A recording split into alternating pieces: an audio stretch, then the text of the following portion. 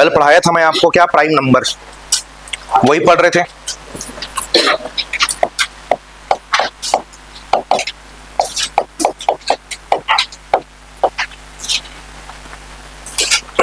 ठीक है, prime number में सारा चीज देख लिए थे और कुछ नंबर के क्वालिटीज भी हमने वहां पे देखे थे। और 4 डिजिट वाला मैं आपको खोज कर लाने बोला था, क्या क्या मिला? Smallest prime number of 4 digit, क्या मिला? 1009। ठीक, और दूसरा 91,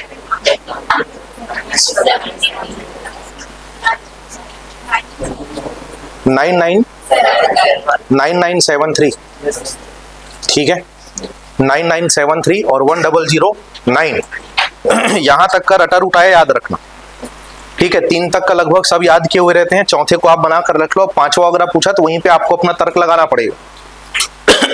ठीक है, एक ही जगह आके अटकोगे, जो मैं आपको कल बोला था टेबल, वहीं आके अटकोगे आप। ठीक है, तो उससे निकलना है, उसको याद करो। चलो, अब प्राइम नंबर के आगे हम जो पढ़ेंगे इसी का और वेरिएशन होता है ना। जैसे अभी तक हम प्राइम नंबर्स पढ़े थे, ये क्या है कि इंडिविजुअल नंबर का प्रॉपर्टी चेक करते हैं हम। हर बार आप क्या किए हो, इंडिविजुअल नंबर का प्रॉपर्टी चेक किए हो कि वो प्राइम नंबर है कि नहीं। अब यहाँ पे प्राइम नंबर का और क्लासिफिकेशन मैं लिख रहा हूं, जिसमें अब बात आती पेयर की, मतलब उसके साथ में एक नंबर का कॉम्बिनेशन रहेगा। ठीक है, तो इसी कॉम्बिनेशन में सबसे पहला आप लिखो, एक होता है ट्विन प्राइम नंबर।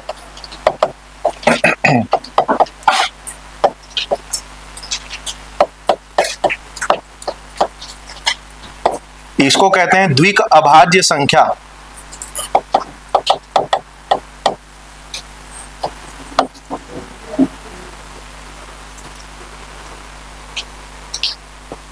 ठीक, क्या बोलते हैं इसको? द्विक अभाज्य संख्या, ट्विन प्राइम नंबर।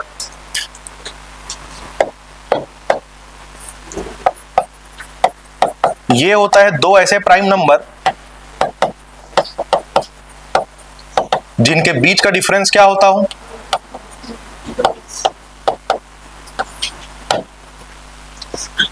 ठीक है, 2 prime numbers having a difference of 2 is known as twin prime number. Individual दोनों प्राइम नंबर होने चाहिए, पहला तो बात ये ध्यान रखना, क्योंकि अगला जो पढ़ोगे उसमें इंडिविजुअल जो है वो प्राइम नंबर होना जरूरी नहीं है। कंपोजिट नंबर भी को प्राइम नंबर के पेयर में आ सकता है, अगला जो मैं पढ़ाने वाला हूं।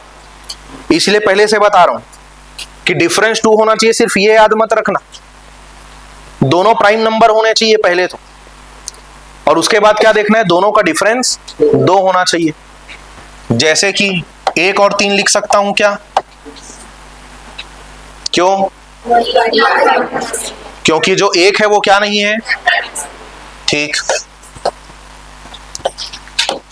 तो जैसे मैं लिखना चाहता हूं 3 और 5, ये लिख सकता हूं। इंडिविजुअल 3 भी प्राइम नंबर है, 5 भी प्राइम नंबर है, दोनों के बीच का डिफरेंस क्या है, 5। तो इसी पेयर को क्या बोला जाता है, ट्विन प्राइम नंबर। और आगे मैं बढ़ूं तो क्या हो जाएगा, 5 और 7 हो जाएगा। क्या 7 और 11 होगा? नहीं होगा, क्योंकि इंडिविजुअल दोनों प्राइम नंबर तो हैं, बट दोनों का डिफरेंस 2 नहीं है, कुछ और है, तो ये ट्विन प्राइम नंबर नहीं बनेगा। ठीक है, तो अब अगला पेयर जो बन सकता है क्या है, 11 और 13। 13 और 15 हो सकता है क्या? क्योंकि 15 क्या हो जाता है, कंपोजिट हो जाता है। ठीक है, तो 17 और 19 बन सकता है, 17 19 हो सकता है। फिर आगे क्या मिलेगा अपने को, 29 31 मिलेगा, फिर 41 43। ठीक है, ये सब जो पेयर है इसी को क्या कहा जाता है, ट्विन प्राइम नंबर। ठीक है, इंडिविजुअल दोनों प्राइम नंबर होने चाहिए और दोनों के बीच का डिफरेंस क्या हो जाए, 2। ठीक, नेक्स्ट लिखो को प्राइम नंबर।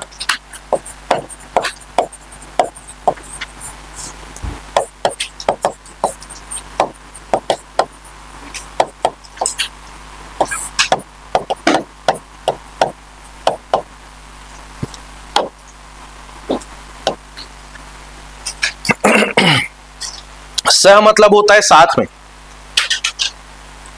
है ना, मतलब किसी का कंपनी अगर मिल जाए तो अभाज्य संख्या के जैसे रिजल्ट शो कर रहा है। और एक दूसरे के लिए अभाज्य संख्या क्या होगा, अगर एक नंबर दूसरे से डिविजिबल होता ही ना हो, उसी को तो बोलते हैं ना अभाज्य। अभाज्य मतलब क्या, जो भाज्य ना हो, जो डिविजिबल ना हो, किससे, अपने साथ वाले नंबर से, वही तो होता है ना सह। ठीक है, तो यहां पे दो ऐसे नंबर जो आपस में डिविजिबल ना हो, या इसमें इसी को हम क्या बोलते हैं, two numbers having HCF is equal to 1। दोनों आपस में एक दूसरे से डिवाइड नहीं होते, उसका मतलब क्या हुआ, दोनों का HCF क्या है, एक। HCF मतलब जानते हो ना, LCM HCF वाला HCF है ना, जिसको हम बोलते हैं हाईएस्ट कॉमन फैक्टर। अब हाईएस्ट कॉमन फैक्टर ही एक है, इसका मतलब क्या है, दोनों नंबर में और कोई ऐसा फैक्टर नहीं है जो आपस में कॉमन होता हो। जैसे अभी लिखूंगा आप समझ जाओगे, इसमें बस यही है, इंडिविजुअल दोनों का प्राइम नंबर होना जरूरी नहीं है, एक कंपोजिट नंबर भी हो और दूसरा प्राइम नंबर हो तो भी पेयर बन जाएगा। जैसे मैं बात करता हूं यहां पे 1 और 3, तो पहले 1 इसमें नहीं आ पा रहा था, अब इसमें आ जाएगा, क्योंकि इसमें दोनों का प्राइम नंबर होना जरूरी नहीं है।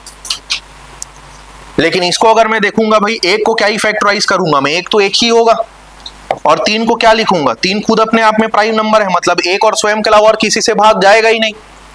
तो इन दोनों का देखो HCF अगर मैं निकाल रहा हूं भाई, कितना आ रहा है यहां पे, ठीक। और क्या लिख सकता हूं, कुछ भी लिख लो आप। अच्छा, इसी में एक लाइन लिख देता हूं मैं,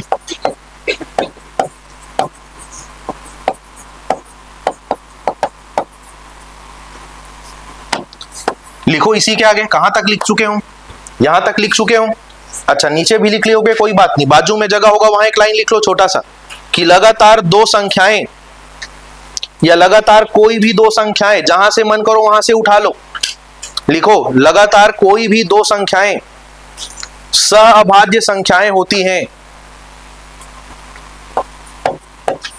any two consecutive numbers are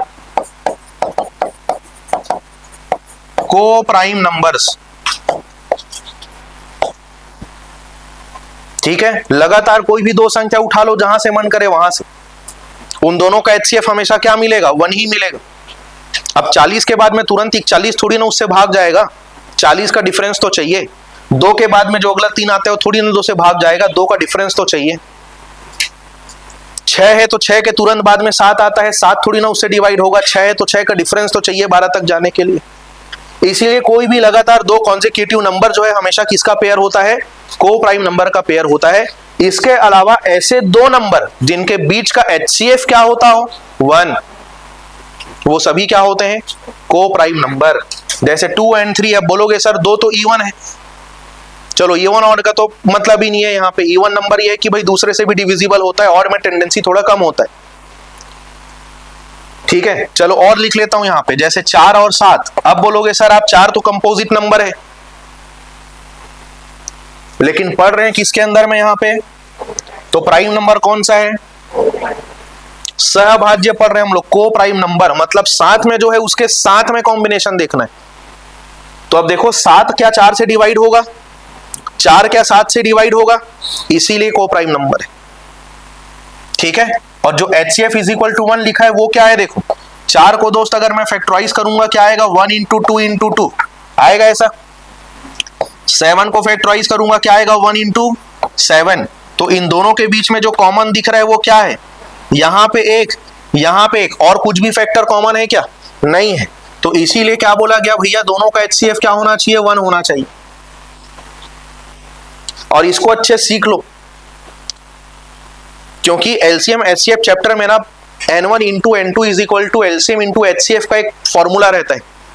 वहां से लास्ट में आपको एक पेयर का रिजल्ट मिलेगा कि x प्लस वाई ये होना चाहिए, x माइनस वाई ये होना चाहिए, x इंटू वाई ये होना चाहिए। तो वहां से जब आप ट्रायल मेथड से पेयर बनाओगे ना, तो उसमें से हमेशा जो है को प्राइम पेयर को ही सेलेक्ट करना होता है।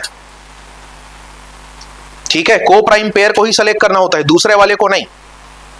अब जैसे को प्राइम नंबर कौन सा होगा वो तो आपको पता चल गया। ठीक है, अब देखते हैं कि को प्राइम नंबर कौन सा नहीं हो सकता।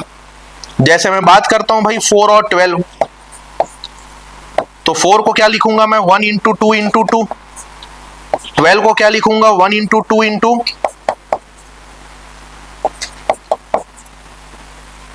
लिखूंगा ऐसा। तो इन दोनों का जो HCF है ये क्या हो गया 4 and 4 is not is equal to 1। HCF अगर 1 नहीं है मतलब वो जो पेयर है क्या नहीं बन पाएगा, को प्राइम पेयर नहीं बन पाएगा। ठीक है, और ले लो, चलो एक मैं प्राइम नंबर ही रख लेता हूं, चलो मैं 17 रख लेता हूं, यहां पे मैं 34 रख लेता हूं। तो 17 और 34 को जब मैं फैक्टराइज करूंगा तो ये क्या आ जाएगा, HCF क्या आ गया इसका, and 17 is not is equal to 1, इसीलिए ये पेयर भी को प्राइम नंबर नहीं बनेगा।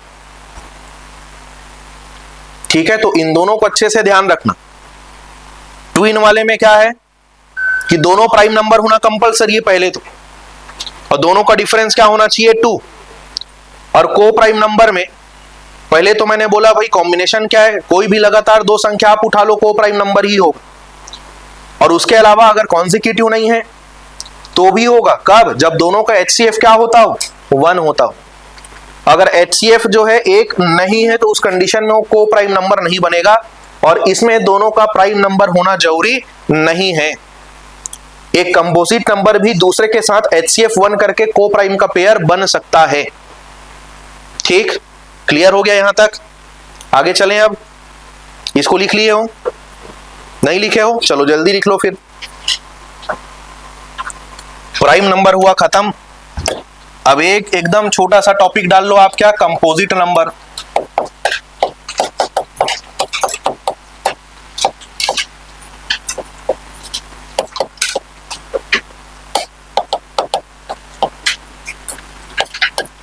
कंपोजिट नंबर मतलब होता है भाज्य संख्या।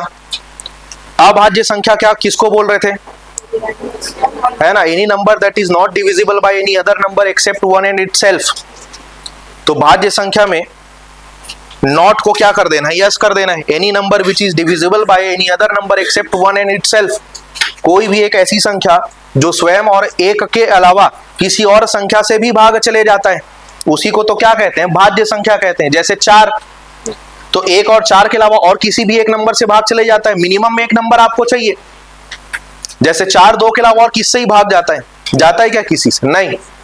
तो एक भी नंबर अगर आपको ऐसा मिल गया, एक और उस नंबर के अलावा जिससे वो डिविजिबल है, तो उसी नंबर को क्या बोला जाता है, कंपोजिट नंबर बोला जाता है।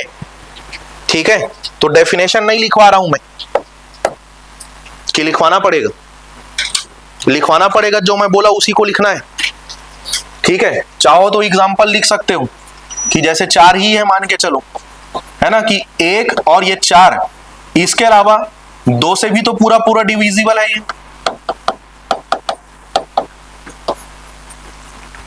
इसीलिए 4 क्या है, कंपोजिट नंबर है। ठीक है, अब पढ़ रहे हैं, टॉपिक बनाना ही पड़ेगा, इसको छोड़ नहीं सकते, इसलिए पढ़ लिए, वैसे इसको पढ़ा नहीं जाता। इसमें से क्वेश्चन जरूर पूछा जा सकता है। ठीक है, क्वेश्चन क्या पूछा जा सकता है वो बताता हूं। कल हम लोग प्राइम नंबर वाले सीक्वेंस में भी क्वेश्चन बनाए थे कि number of prime numbers from 1 to 80 is equal to, 1 से 80 तक कुल अभाज्य संख्याओं की संख्या कितनी है, ऐसा कल हम क्वेश्चन बनाए थे, आपको याद होगा। तो वो प्राइम नंबर पूछा है, तो कंपोजिट नंबर भी तो पूछ सकता है कि 1 से 80 तक आप बताओ कितनी संख्या है जो भाज्य हैं, पूछ सकता है कि नहीं। अब सोचो 1 से 80 तक में, या किसी भी एक संख्या से दूसरे संख्या तक जब आप जाते हो, ड्यूरेशन उसका बड़ा रहता है या बढ़ते ही जाता है, तो प्राइम नंबर ज्यादा होंगे कि कंपोजिट नंबर ज्यादा होंगे, कंपोजिट नंबर ज्यादा होंगे। इसीलिए उसके पीछे नहीं भागना है, उसके पीछे भागोगे तो फिर ज्यादा सोचना पड़ेगा। वो प्राइम नंबर पूछे या कंपोजिट नंबर पूछे, सबसे पहले आपको क्या निकालना है, प्राइम नंबर ही निकालना है। ठीक है, तो चलो क्वेश्चन लिख लेते हैं। क्वेश्चन क्या पूछ सकता है, 1 से 80 तक भाज्य संख्याएं कितनी होंगी।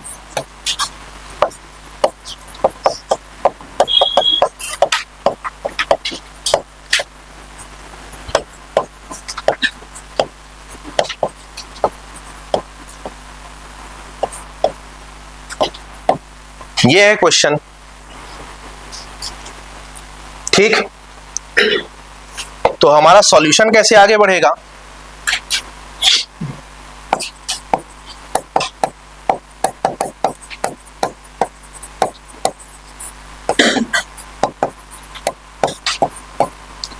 1 से 80 तक टोटल कितने अंक हुए, कितनी संख्याएं हैं? पहले तो आपको पूरा पूरा वही अच्छे से सोचना पड़ेगा। कितने हैं? 80। कितने हैं? अच्छा, 100 से 180 तक टोटल कितनी संख्याएं हैं?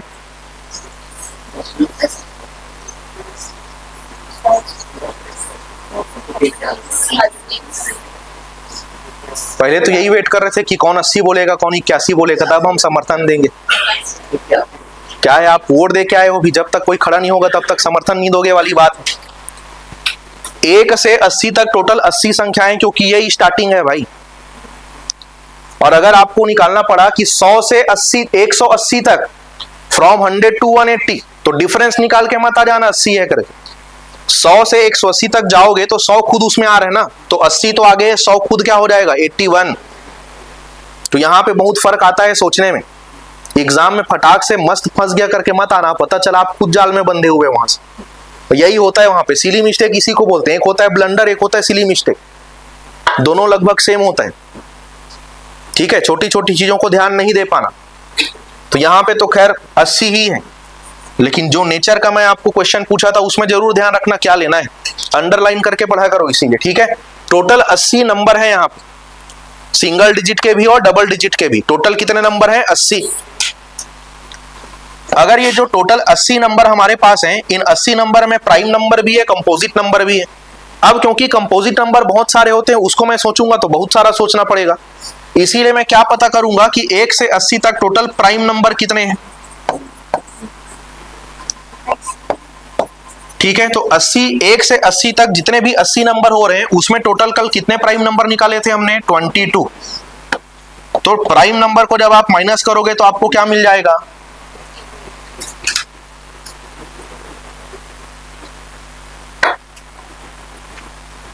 क्या बताओ, अब ये सही आंसर है?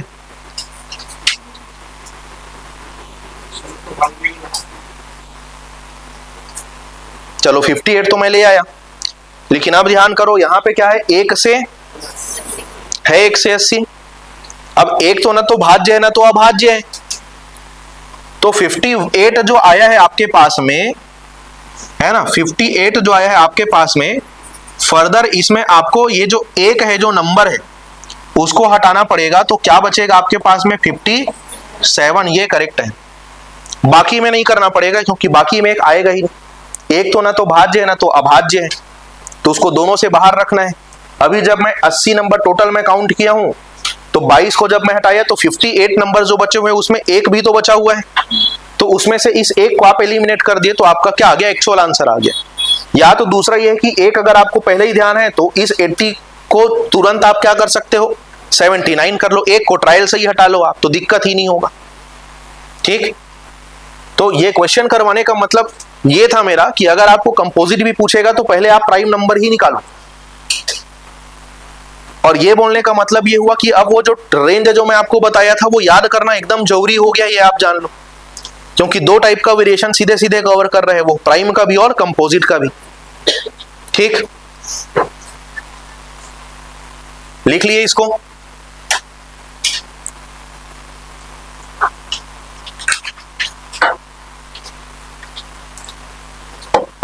चलो, नंबर के बारे में भी हम लोग क्या क्या पढ़ चुके हैं। सबसे पहले कल हम लोग पढ़े थे रियल नंबर, उसको फिर क्लासिफाई किया हमने रैशनल में और इरैशनल में। रैशनल नंबर को फर्दर हमने क्लासिफाई किया किसमें किसमें? इंटीजर में, नेचुरल नंबर में और होल नंबर में। उसके बाद नंबर का दूसरा एक क्लासिफिकेशन हमने पढ़ा इवन और ऑड, फिर उसी में हमने पढ़ा को प्राइम और प्राइम और कंपोजिट। तो वैसे ही नंबर का फर्दर और क्लासिफिकेशन होता है परफेक्ट नंबर, ठीक है, एबंडेंट नंबर होता है और डेफिशिएंट नंबर होता है। मतलब एक होता है संपूर्ण संख्या, एक होता है प्रचुर संख्या और एक होता है न्यून संख्या, और ये डिपेंड करता है कि उसका फैक्टर का सम क्या आ रहा है। ठीक, तो अब आप हेडिंग डालो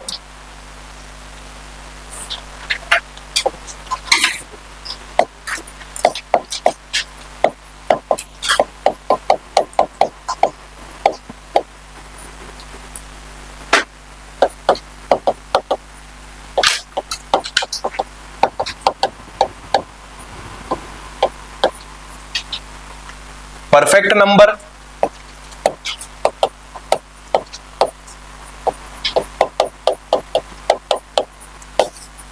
एबंडेंट नंबर प्रचुर संख्या,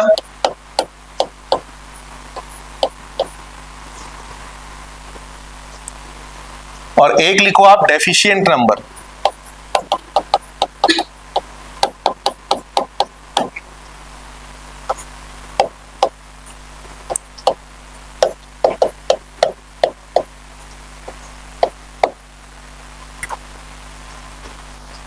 देखो, जब भी हमको पता करना होता है कि कोई एक नंबर जो है परफेक्ट है, अबंडेंट है, डेफिशिएंट है, हमको उसका प्रॉपर फैक्टर निकालना पड़ता है।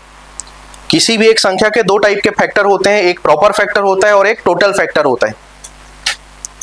ठीक है, तो यहां पे कंपैरिजन किया जाता है प्रॉपर फैक्टर से। क्या होता है मैं आगे बताऊंगा आपको करके वो, ठीक है। लेकिन याद रखना, जो कंपैरिजन करना है किससे करना है? प्रॉपर फैक्टर से। किससे? मुद्दा यह है किसका कंपेयर करना है, तो किससे करना है पता चल गया। किसी का तो करना है, किसका करना है? जिस नंबर का पूछा गया है उसका खुद का। ठीक, तो अब यहां पे मैं रिजल्ट लिख रहा हूं, ध्यान देना रिजल्ट क्या लिखा गया है। अगर जो नंबर है वो बराबर है किसके? Sum of all its proper factor, कोई एक संख्या अपने सभी प्रॉपर फैक्टर के अंकों के योग, या सॉरी सभी प्रॉपर फैक्टर के योग के बराबर अगर हो जाती है तो उसी को क्या कहा जाता है? परफेक्ट नंबर कहा जाता है। अब जब तक मैं एग्जांपल नहीं बताऊंगा हो सकता है आप समझो ना, इसीलिए भाई मैं बता देता हूं आपको इसका एग्जांपल।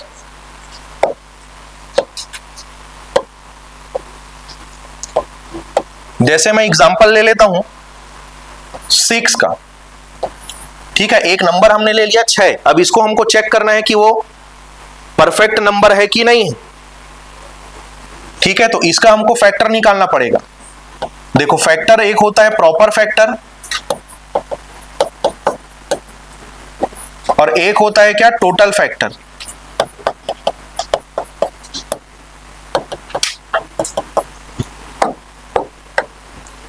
चलो, अगर आप 6 को फैक्टराइज करोगे तो क्या क्या आएगा? फैक्टराइज करना कहने का मतलब क्या है? सबसे पहले तो लिखो एक के बाद और किससे भाग जाएगा ये? और किसी से भाग जाएगा इसके आगे, तो ये इसके प्रॉपर फैक्टर हुए, 6 से जाएगा। तो प्रॉपर फैक्टर में 6 नहीं आएगा। अगर उसके प्रॉपर फैक्टर में उस संख्या को जब इंक्लूड कर दिया जाता है तब उसी को बोलते हैं क्या? टोटल फैक्टर, जो आप कह रहे थे। तो हमको काम किसका है? तो अब यहां पे देखो, जो प्रॉपर फैक्टर का जो सम है, यहां पे देखो, ये तो वो नंबर है जिसको हमको चेक करना है, ठीक है। यहां पे इसका प्रॉपर फैक्टर का सम क्या आ रहा है? 1 + 2 + 3 = ये भी क्या हो रहा है? 6। तो 6 जो नंबर है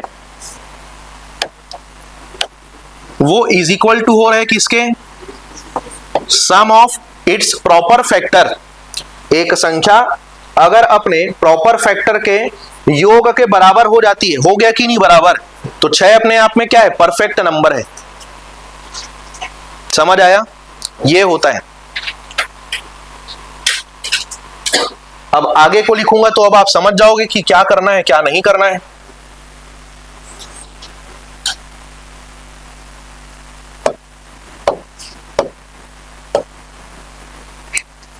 एबंडेंट या प्रचुर मतलब क्या होता है?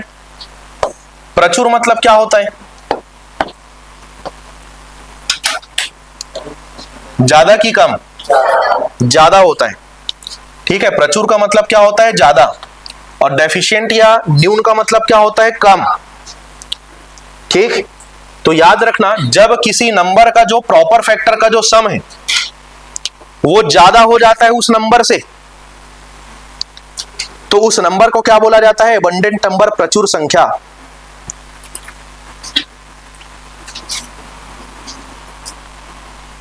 जैसे हम बात करते हैं, एक नंबर ले लेते हैं यहां पे 18। तो इसका प्रॉपर फैक्टर निकालो आप, क्या क्या आएगा? 1 2 3 और क्या आएगा इसमें? 6 और क्या आएगा? 9। टोटल निकालोगे तीन सब के साथ 18 भी आ जाएगा। लिख नहीं रहा हूं, बस टोटल फैक्टर क्या होता है वो समझाने के लिए यहां पे लिखा था कि प्रॉपर फैक्टर में उस नंबर को भी आप क्या कर देंगे, इंक्लूड कर देंगे। ठीक है, हमको कंपैरिजन लेकिन किससे करना होता है, प्रॉपर फैक्टर से। ठीक है, तो अब हम देखते हैं, इधर है हमारे पास में 18 और यहां पे है हमारे पास में 1 + 2 + 3 + 6 + 9, कितना हो रहा है ये 21 हो रहा है। तो यहां पे देखो, sum of all proper factors of 18 is greater than 18। 18 के सभी प्रॉपर फैक्टर का जो योग है वो खुद 18 से ज्यादा हो गया, इसीलिए ये जो 18 है ये अपने आप में क्या है, प्रचुर संख्या, एबंडेंट नंबर है, मतलब ज्यादा हो गया। अब इसी में अगर वो कम हो जाएगा, कौन कम हो जाएगा, प्रॉपर फैक्टर का सम। क्या कम हो जाएगा, प्रॉपर फैक्टर का सम। नंबर देखो हमेशा कांस्टेंट है, जो कम या ज्यादा होने की बात मैं हमेशा कर रहा हूं, किसकी कर रहा हूं, प्रॉपर फैक्टर के सम की। तो सम ऑफ प्रॉपर फैक्टर अभी क्या हो गया, कम हो गया। जैसे मैं एग्जांपल ले लेता हूं, यहां पे 22 22 ले लिए एग्जांपल, तो 22 में क्या क्या आएगा, 1 आएगा, 2 आएगा और क्या जाएगा दोस्त, 11। क्या जाएगा, 11। तो अब अगर मेरे को कंपेयर करना है, देखो कंपेयर मैं तो पढ़ा रहा हूं करके लिख रहा हूं पूरा, अभी तक तो आपको पता चल गया होगा क्या है ये। ठीक है, तो एग्जाम में ऐसे लिख लिख के नहीं देखते रहना, यानी के बाद तुरंत कंपेयर करो, आंसर निकालो। ठीक, यहां पे ये आ जाएगा 1 + 2 + 11, कितना आ जाएगा ये 14। यहां पे देखो, sum of proper factor is less than the number itself, है ना, प्रॉपर फैक्टर का जो सम है वो खुद उस संख्या से ही कम हो गया है। तो इस स्थिति में जो 22 है ये एक डेफिशिएंट नंबर, मतलब एक न्यून संख्या कहलाएगा। आप लोग 32 को चेक करके बताओ कि ये कौन से प्रकार का नंबर है। 32 को चेक करो, 48 को चेक करो, 50 को चेक करो। ये 3 नंबर दे रहा हूं मैं आपको, चेक करो इसको तीनों को। 1 से शुरू करना है भाई, याद रखना हमेशा, 1 को छोड़ो मत देना। कई बार यही डाउट आता है, इसलिए पहले से देख लो, 1 को रखना है। बताओ क्या क्या रिजल्ट निकला, 32 का क्या क्या आएगा, 1 2 4 8 16। तो जोड़ो, 16 4 20 28 30 31। ठीक है, तो ये जो है क्या निकलेगा, डेफिशिएंट निकलेगा, न्यून। 48 का क्या क्या आएगा, 1 2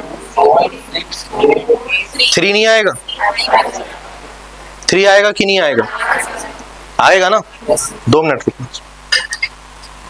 3 के बाद में बोलो 4, क्या आएगा, 6 के बाद फिर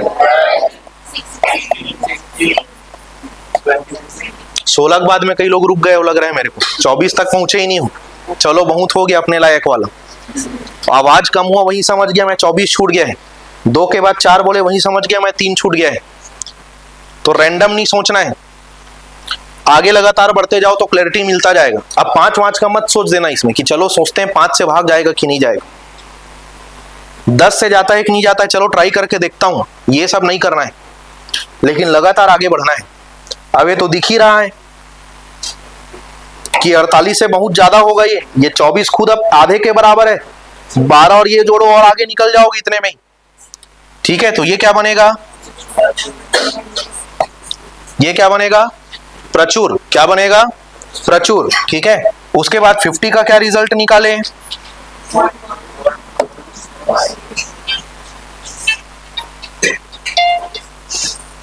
फिफ्टी का क्या रिजल्ट निकाले बताओ, नहीं रिजल्ट क्या आया, अरे रिजल्ट क्या आया, तीनों में से डेफिशिएंट आया ना, न्यून। इसमें नहीं मिलेगा ज्यादा, 1 मिलेगा, 5 मिलेगा, 10 मिलेगा, 25 मिलेगा, 2, हाँ ठीक 2, 1 2 5 10, ठीक। तो 25 आधा है, लेकिन बाकी का सम 25 हो रहा है क्या? नहीं, कम हो गया। कितना तक आया सम इसका? 43, ठीक। पता कर लोगे अब ये सब?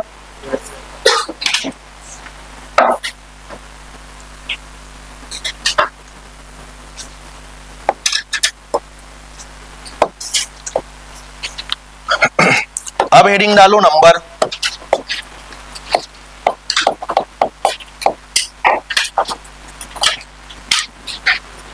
ठीक है,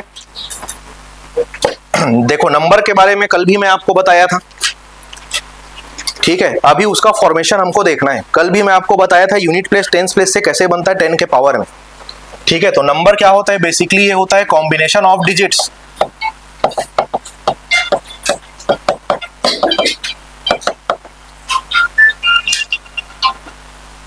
ठीक है। अंकों का क्या है? वो कॉम्बिनेशन है, उसी को क्या बोलते हैं हम लोग? नंबर, ठीक। अब 2 अंक का भी संख्या होता है, 1 अंक का फॉर्मेशन का तो बात ही नहीं करते, सिर्फ एक ही अंक है वो। फिर 2 डिजिट का जहां से आता है वहां से उसका फॉर्मेशन बनता है, फिर 2 3 4 5 6 लगातार आगे बढ़ते जाएगा, ठीक है। तो 2 वाले का बता देता हूं। मान लेते हैं 2 अंक का अपने पास एक संख्या है x और y। एक्स वाई है एक संख्या, जिसमें ये जो y है किसमें है? यूनिट प्लेस में है। जो x है वो टेंस प्लेस में है, इकाई का अंक और दहाई का अंक, ठीक है। तो ये बना कैसे है? ये बना है जैसे y अगर यूनिट प्लेस में है तो y का गुना होता है 10 का पावर 0। एक मत लिख देना वहां पे, 10 का पावर कहां से शुरू होगा? 0 से। फिर ये x है, इसके साथ में गुना किसका होगा? 10 का पावर 1। तो ये ओवरऑल इसको जब आप एक्सप्रेस करोगे तो ये क्या आएगा? 10x plus Y.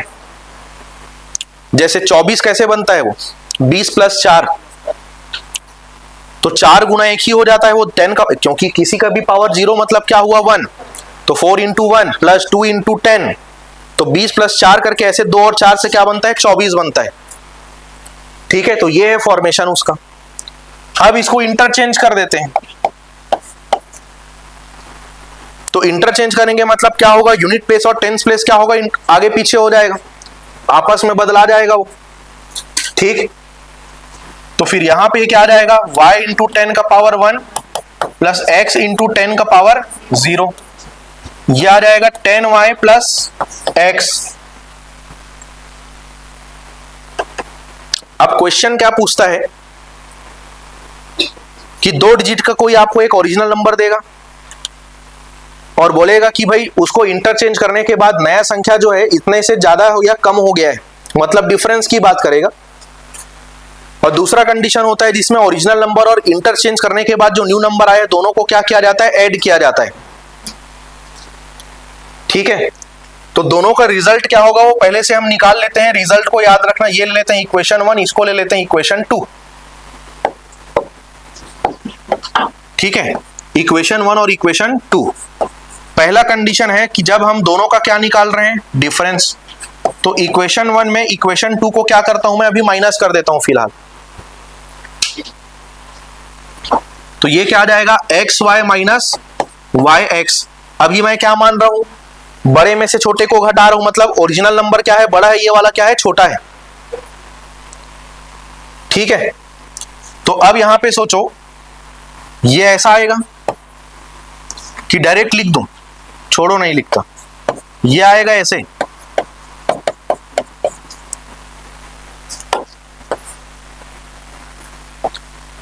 Ten x plus y minus 10y plus x. तो ये क्या मिलेगा? 10x माइनस एक्स कितना हो जाएगा? 9x।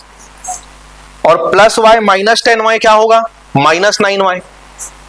तो 9x माइनस 9y बचेगा यहां पे। तो ओवरऑल कंक्लूजन ये आया 9x माइनस y, ठीक है। 9x minus y, x y minus y x is equal to 9 into x minus y. जब इंटरचेंज करने के बाद ओरिजिनल नंबर से उसका डिफरेंस दिया रहे तो सीधे ये आपको लगाना इक्वेशन, और जो रिजल्ट दिया रहेगा उससे इक्वेट करोगे तो आपको पेयर मिल जाएगा वहां से। अभी क्वेश्चन बनाएंगे आगे तो समझ लो, ठीक है। दूसरा कंडीशन है यहाँ पे, जब दोनों का क्या कर देते हैं हम लोग? सम कर देते हैं।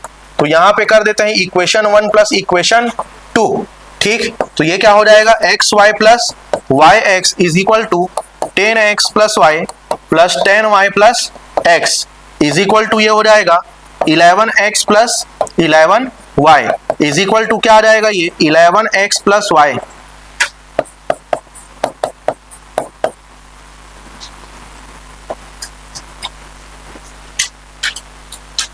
ठीक, ये आ जाएगा। तो ये दोनों रिजल्ट को ध्यान रखना आप। एक ही है ये जब डिफरेंस निकाला जा रहा है, दूसरा है ये किस कंडीशन में, जब दो अंक की एक संख्या को इंटरचेंज करने के बाद में आपको डिफरेंस और उसके सम का रिलेशन दिया गया हो क्वेश्चन में, उस कंडीशन में। ठीक है, यूज क्या करना है अभी समझ आ जाएगा आपको, अभी क्वेश्चन करेंगे इसका।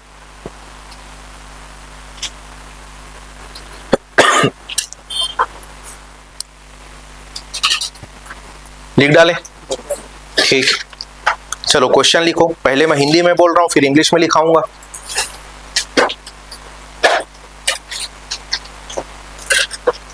लिखेंगे किन्हीं दो अंकों की संख्या के, किन्हीं दो अंकों की संख्या के अंकों का योग, किन्हीं दो अंकों की संख्या के अंकों का योग, सॉरी,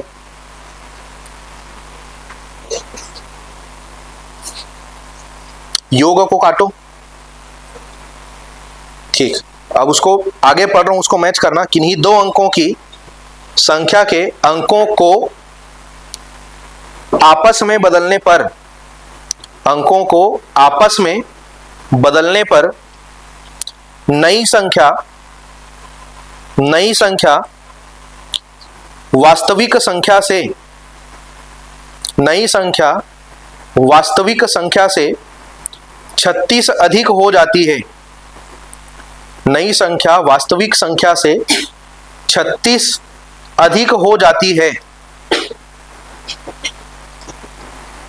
तो ऐसी कितनी संख्याएं बनाई जा सकती है, तो ऐसी कितनी संख्याएं बनाई जा सकती है। संख्या के बदले इसमें अगर युग्म या पेयर भी लिख देगा ना, तो भी आंसर वही रहेगा जो अभी आने वाला है। ठीक, बाकी लोग लिखेंगे, इंग्लिश वाले लिखेंगे, हिंदी वाले पूरा लिख लिए। ठीक, इंग्लिश मीडियम वाले लिखेंगे इन अ 2 digit number, in a 2 digit number when the digits are interchanged, in a 2 digit number when the digits are interchanged, then the new number become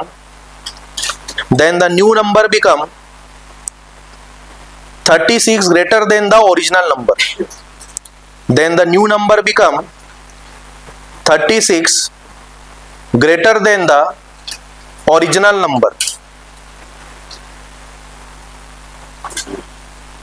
In this situation, how many numbers are possible? In this situation, how many numbers are possible? ठीक, आधा page जगह छोड़ दो, अगला question लिखो।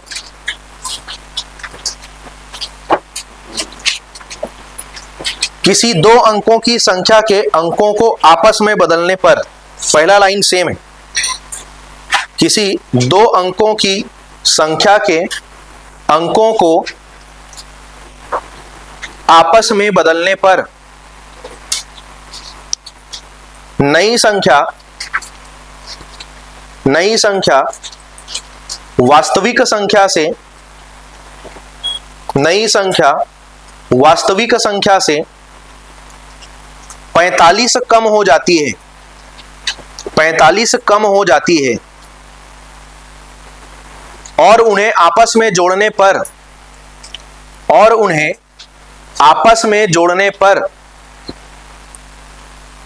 योग 99 हो जाता है, और उन्हें आपस में जोड़ने पर योग 99 हो जाता है। तो वह संख्या बताइए, तो वह संख्या बताइए। इंग्लिश वाले लिखेंगे इन अ 2 digit number, in a two-digit number when the numbers are interchanged. In a two-digit number when the numbers are interchanged, then the new number is 45 lesser than the original number. Then the new number is 45 lesser than the original number.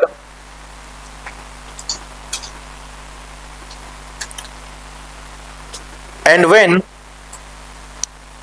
when both numbers are added, both number मतलब कौन कौन सा, original वाला और नया वाला. And when both numbers are added, the sum becomes 99. The sum becomes 99. Then find that number. चलो दूसरे क्वेश्चन के लिए सब ऑप्शन लिख लो. 27, 72, 45, 54, ये चार ऑप्शन है. ठीक, अब पहला क्वेश्चन बनाते हैं.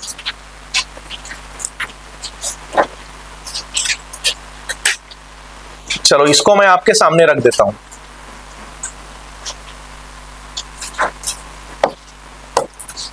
पहला क्वेश्चन जो मैंने आपको बताया, जो आपने लिखा है अभी, उसमें बोला गया है, बात किया गया एक 2 डिजिट के नंबर का, और बोला गया कि उसको जब इंटरचेंज किया जाता है तो जो नया नंबर है वो पुराने नंबर से क्या हो जाता है, 36 अधिक हो जाता है. अधिक मतलब क्या होता है, प्लस की माइनस प्लस. तो ये वाला इक्वेशन मत लगा देना अभी. इन जनरल अधिक का मतलब प्लस होता है, ये सोच के प्लस वाला इक्वेशन को मत लगा देना उसमें. वो क्या बोला है कि जो नया नंबर है वो पुराने नंबर से, या मैं ऐसा कहूं कि एक नंबर जो है दूसरे नंबर से 36 ज्यादा है. इसका मतलब क्या हुआ, दोनों के बीच का डिफरेंस क्या है, 36 से. 2 पर्सन अगर एग्जाम दे रहे हैं और अगर बोला जा रहा है कि एक जो पर्सन है उसका नंबर दूसरे वाले से 40 ज्यादा आया है, तो दूसरे वाले का 40 कम ही आया है. इसका मतलब दोनों के बीच के किसकी बात की जा रही है, डिफरेंस की बात की जा रही है. ऐसा उसमें सोचना है. ठीक, तो डिफरेंस जब दोनों नंबर का निकाला जाता है, कब, जब दोनों को इंटरचेंज किया गया है. तो इक्वेशन क्या है हमारा, 9x माइनस वाई. अभी डाउट भी आ सकता है, सर y माइनस एक्स क्यों नहीं हुआ, और डिपेंड करता है नंबर बड़ा हो रहा है कि छोटा हो रहा है. लेकिन यहां पे फर्क नहीं पड़ेगा. क्यों फर्क नहीं पड़ेगा, क्योंकि सिर्फ आपको दोनों डिजिट का क्या निकालना है, डिफरेंस निकालना है, ये मान लो आप. तो इक्वेशन इसमें लगा लेता हूं मैं, 9x माइनस वाई. इतना करने के बाद रिजल्ट मेरे को दे दिया है क्या, 45. यही दिया है ना क्वेश्चन में, 36. ठीक, तो 36 ये लो, मतलब दोनों के बीच का डिफरेंस क्या हो गया, 36 हो गया. यही क्यों लिए भाई, ये देखो दोनों का अंतर ही तो है, ये इक्वेशन उसी फॉर्म में तो आया. तो x minus y is equal to क्या जाएगा दोस्त, यहां पे 4. अब बोला ऐसा कितना नंबर बनाया जा सकता है, मतलब यहां पे ट्रायल लेना पड़ेगा अब आपको. ठीक है, 2 नंबर रखने पड़ेंगे और शुरुआत हमेशा होगा कहां से, 1 से. कहां से, 1 से. तो यहां पे चलो ट्रायल लेना शुरू करते हैं. यहां पे x, यहां पे y, यहां पे आएगा xy, यहां पे yx आएगा, और यहां पे देखना है कि xy और yx का डिफरेंस जो है वो 36 हो रहा है कि नहीं हो रहा है. मतलब आपको सिर्फ इतने का ही काम रहेगा, ये मैं आगे समझाने के लिए आपको बता रहा हूं कि क्वेश्चन क्या था. ठीक, तो अब सपोज करते हैं, एज्यूम कर लेता हूं कि पहला x क्या ले लेता हूं मैं, 1. x और y का डिफरेंस क्या रखना है मेरे को, 4. तो 1 के सामने क्या रखूं कि डिफरेंस 4 हो जाए, 5. तो यहां से इसको यहां और इसको यहां रखूं तो क्या बना, 15. इंटरचेंज करने से क्या बनेगा, ये 51. 15 और 51 का डिफरेंस क्या, 36. मैच कर गया. इसको रखो 2, तो इसको क्या रखना पड़ेगा, 6. तो ये क्या बनेगा, 26. तो ये क्या बनेगा, 62. डिफरेंस क्या आया, 36. ठीक, तो अभी भी मैच कर रहा है. अगला आएगा 3, फिर ये क्या हो जाएगा, 7. ठीक, तो ये क्या हो जाएगा, 37. ये हो जाएगा क्या 73। तो दोनों का डिफरेंस अभी भी क्या है, यहां पे रखूंगा 4 तो यहां पे रखना पड़ेगा क्या 8, ये क्या बनेगा 48, इधर क्या आएगा 84, तो दोनों का डिफरेंस क्या होगा 36, ये आएगा 5, यहां क्या रखूंगा 9 तो ये क्या आएगा 59, ये क्या आएगा 95, अभी भी दोनों का डिफरेंस क्या है 36। ठीक, अब अगला नंबर क्या रखेंगे, यहां रखूंगा 6 तो यहां रखना पड़ेगा दोस्त 10, कितने डिजिट का बात किया है क्वेश्चन में 2, ये टोटल कितना डिजिट हो गया, छोड़ दो उसको, अब आगे नहीं मिलेगा। ठीक है, तो टोटल कितना नंबर पॉसिबल हुआ, ये है आंसर। जब आपको कितना नंबर पॉसिबल है पूछ दिया है तो उसको ऑप्शन से बना ही नहीं सकते, आप पूरा ट्रायल लेना पड़ेगा, जबकि दूसरे वाले को कंडीशन चेक करके वहीं पर रफा दफा कर सकते हो। ठीक, ये हुआ पहले क्वेश्चन का सॉल्यूशन। कोई डाउट है तो बता दो, अभी वापस बता देता हूं क्या क्या, क्योंकि क्वेश्चन में 2 डिजिट का नंबर का बात किया गया है और फिर बोला इंटरचेंज करना है, मतलब हम इसी कंडीशन में आ गए, और उसके बाद बोला दोनों का डिफरेंस क्या है 36, फिर हमने निकाला भाई इंडिविजुअल डिजिट का प्रॉपर्टी क्या होना चाहिए, पता चला दोनों डिजिट में 4 का अंतर होना चाहिए, फिर 1 से शुरुआत करते गया मैं इधर तो यहां 1 है तो 4 का अंतर मेंटेन करने के लिए क्या रखना पड़ा 5। अगर कोई सोच रहा होगा कि 5 ही क्यों आया, क्योंकि 5 ही रखूंगा तभी 4 बनेगा डिफरेंस, फिर 2 रखा तो 6 किया, ऐसी करते गया जहां तक 2 डिजिट में बात बन गया मेरा, जहां से 2 से आगे हो गया 3 डिजिट, वहां तक जाना ही नहीं, क्लोज कर दिया अपना ट्रायल। तो इस ट्रायल में टोटल ऐसा कितना रिजल्ट मिला हमको 5, ऐसी 5 संख्याएं पॉसिबल है जो क्वेश्चन के कंडीशन को सेटिस्फाई कर सकता है, तो 5 लगाना रहेगा आंसर आपको। ठीक, अब दूसरे वाले को समझो, दूसरे वाले को मैं पहले ऑप्शन से बता देता हूं। ठीक है, और ऑप्शन से ऑपरेट करना तब बेहतर होता है जब आप क्वेश्चन के कंडीशन को अच्छे से समझ जाओ। अगर ऑप्शन वाला भी समझ नहीं आया तो कुछ मत करना, उसके बाद में जेन्युइन सॉल्यूशन बताऊंगा, उसको पहले जाना, घर जाके उसको पहले याद करना, समझना, फिर ऑप्शन में मैच करना कि अच्छा चलो प्रोसेस तो समझ आ गया है, ऑप्शंस इसको कैसे बनाए थे तब समझते हैं। ठीक है, याद रखना, ऑप्शन से आपको कोई भी सिखाए वो तभी आप सीख पाओगे जब प्रोसेस आपके दिमाग में फिट हो, वो फिट ही नहीं है तो ऑप्शन से आप उसको नहीं बना पाओगे। प्रोसेस के बाद में दूसरा चीज ध्यान होता है कि क्वेश्चन का कंडीशन मैच करने आना चाहिए आपको, तब ऑप्शन से बनता है क्वेश्चन, अदरवाइज रेगुलर प्रोसेस में ही बनाते रहो। ठीक है, अब क्वेश्चन का कंडीशन हमको सेकंड क्वेश्चन में ये दिया हुआ है कि एक हमारे पास में ओरिजिनल नंबर है और उसको इंटरचेंज करने के बाद में हमको एक क्या मिलेगा, नया नंबर मिलेगा। ठीक है, तो जो नया नंबर है वो ओरिजिनल नंबर से कितना कम हो जा रहा है 45 कम हो जा रहा है। इसका मतलब क्या हुआ, ओरिजिनल नंबर बड़ा रहेगा और जो नया नंबर है इंटरचेंज होने के बाद वाला वो क्या होगा, छोटा होगा, क्योंकि ओरिजिनल नंबर से 45 कम हो रहा है ना, तो ओरिजिनल नंबर बड़ा रहेगा। ये तो पहले तर्क लगा लो आप। ठीक, तो ऑप्शन क्या क्या दिया हुआ है, देखो जो भी ऑप्शन दिया हुआ है आपको सब किसका है, ओरिजिनल नंबर का है कि नहीं। तो क्या क्या दिया हुआ है 27, 72, 45 और 54। तो इसके बाद में यहां पे अब मैं चेक करता हूं, चलो कि इंटरचेंज करने के बाद में क्या हो रहा है, और फिर उसके बाद क्वेश्चन का कंडीशन और क्या बोला है, सम क्या होना चाहिए 99 और अंतर क्या होना चाहिए छोटा होने के बाद में 45। तो देखो 27 को इंटरचेंज करूंगा तो ये क्या हो जाएगा 72। अब जो ये नया नंबर है ये ओरिजिनल नंबर से बड़ा हो गया जबकि छोटा होना था, तो उसका मामला ही खत्म हो गया। 45 को इंटरचेंज करूंगा तो क्या बनेगा, ये 54, एक तो 54 ग्रेटर देन हो गया। ठीक है, 54 जो है क्या हो गया, ग्रेटर देन हो गया, किससे, ओरिजिनल नंबर से, तो भी मामला समाप्त हो गया। दूसरा, इन दोनों के बीच का डिफरेंस भी तो 45 नहीं है क्या, नहीं। 54 को इंटरचेंज करूंगा तो 45 होगा, लेकिन सॉरी ये देखो 54 को इंटरचेंज किया क्या बना 45, लेकिन इन दोनों के बीच का जो डिफरेंस है वो सिर्फ क्या है 11 है, जबकि डिफरेंस क्या होना था 45। तो क्या हो गया, तो अब कौन सा ऑप्शन बचा रह गया? एक ही ऑप्शन बचा रह गया। मैं डायरेक्ट उसको भी चेक करा सकता था कि वही सही क्यों है। उससे पहले हमको ये भी जानना जरूरी है कि जो गलत है वो गलत क्यों है, तो वो सही क्यों है उसको देखो। 72 को जब आप इंटरचेंज करोगे तो क्या बना? 27। ओरिजिनल नंबर बड़ा होना था, ओरिजिनल नंबर बड़ा है। अब देखो 72 माइनस 27 जब आप करोगे तो डिफरेंस क्या मिलेगा? 45। तो इंटरचेंज करने के बाद बनी नई संख्या ओरिजिनल संख्या से 45 कम है, और दोनों को जोड़ने पर क्या मिलता है? मिल रहा है कि नहीं? तो ये क्वेश्चन के दोनों कंडीशन को सेटिस्फाई कर रहा है, इसीलिए वही सही है। ये ऑप्शन का तरीका हुआ इसको बनाने का। किसका? ऑप्शन का। अब इसी को मेरे को रेगुलर प्रोसेस से बनाना है। तो रेगुलर प्रोसेस से बनाना है तो डिफरेंस का भी रिजल्ट मेरे को दिया हुआ है, सम का भी रिजल्ट मेरे को दिया हुआ है। तो दो इक्वेशन है मेरे पास।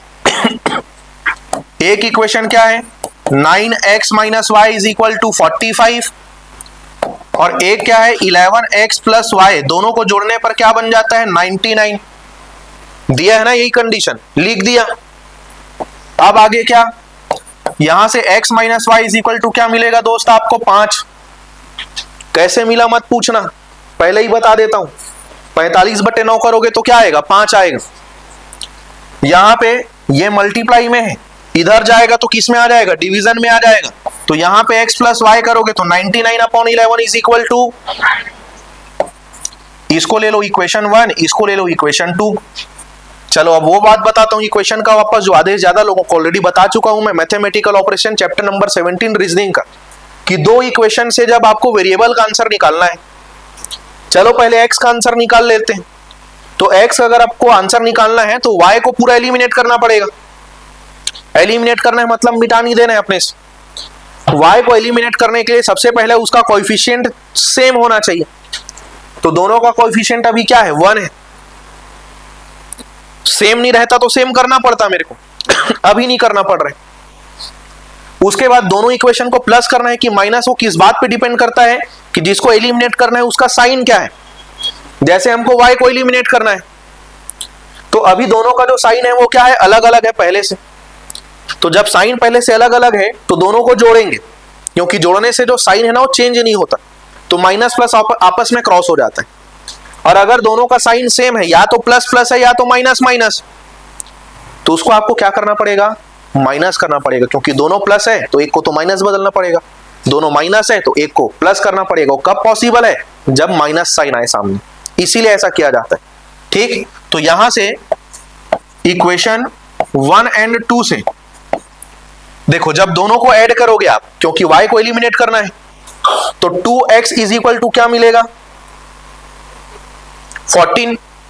दोनों को जोड़ूंगा ना जी, तो x minus y plus x plus y, तो माइनस वाई प्लस वाई खत्म, और x प्लस एक्स क्या बनेगा? 2x। 5 प्लस 9 क्या बनेगा? 14। तो 2x इज इक्वल टू अगर 14 है तो x इज इक्वल टू क्या आ जाएगा? 7। अब x इज इक्वल टू अगर 7 है, ठीक है, x इज इक्वल टू अगर क्या है? 7 है, तो x का वैल्यू रख दो यहां पे 7, y उधर चले गया, 5 इधर माइनस, 7 माइनस 5 कितना आ जाएगा? 2 आ जाएगा। 7 5 12 मत कर देना, वो भी गलती होता है। रखो फिर सोचो। ठीक है, अब हमको x का भी वैल्यू मिल गया, हमको y का भी वैल्यू मिल गया। दोनों से हमको क्या बनाना है? नंबर बनाना है। अब नंबर में डाउट होगा, सर अब बताओ 72 बनाऊं कि 27 बनाऊं? मैं दोनों बता देता हूं, आप दोनों बना लो। ये लो, सोचे ना, दोनों बना लेते हैं, दोनों बना लो। आपको क्वेश्चन में क्या पूछा है? इंटरचेंज वाला नंबर बताने बोला है कि आपको ओरिजिनल नंबर बताने बोला है? ओरिजिनल नंबर बताने बोला है। अब ओरिजिनल नंबर जो है इंटरचेंज नंबर से बड़ा है कि छोटा है? बड़ा है ना। तो अब सोचो 72 को मैं बदलता हूं तो 27 बनेगा। तो ओरिजिनल नंबर बड़ा हो रहा है और इंटरचेंज नंबर छोटा हो रहा है, मतलब ये सही है दोस्त। 27 को बदलता तो 72 हो जाता, तो ओरिजिनल छोटा हो गया, 72 बड़ा हो गया। तो क्वेश्चन का कंडीशन वायलेट कर रहे हो। आंसर क्या लगाना है? जो क्वेश्चन का कंडीशन सही करता हो। तो पहले भी 72 आंसर था, यहां भी 72 आंसर है। ठीक, तो ऐसे बनेगा ये। इस प्रकार का कोई भी क्वेश्चन मिलेगा, आप सिर्फ वो याद रखो, वो भूल जाओगे, नंबर पूछा है तो ऑप्शन से भी बना सकते हो, उसके आगे का कोई तरीका नहीं, उसके आगे सिर्फ तुक्का है, ठीक है, जो कि करना नहीं है आपको। तो ये आप अच्छे से समझो, ठीक है। अब कल मैं आपको पढ़ाऊंगा डिविजिबिलिटी रूल, भाज्यता के नियम, 1 से 12 13 तक की संख्याओं का, 1 नहीं 2 से 12 13 तक की संख्याओं के मैं आपको बताऊंगा डिविजिबिलिटी रूल। फिर कल ही हम लोग पढ़ेंगे प्लेस वैल्यू, फेस वैल्यू, और कल से हम लोग शीट से क्वेश्चन बनाना शुरू करेंगे। मैक्सिमम डिविजिबिलिटी वगैरह हो गया, रिमाइंडर थ्योरम वगैरह हो गया, यहां से क्वेश्चन ज्यादा बनता है इसमें, इसीलिए अभी सिर्फ हम लोग कॉन्सेप्ट को सीख रहे हैं, क्वेश्चन कल से करना शुरू करेंगे। ऑलरेडी बता चुका हूं, नंबर सिस्टम आपका अगले हफ्ते तक जाएगा, बहुत बड़ा चैप्टर है ये, ठीक। चलो इसको आप नोट करते रहो, हम लोग मिलेंगे कल।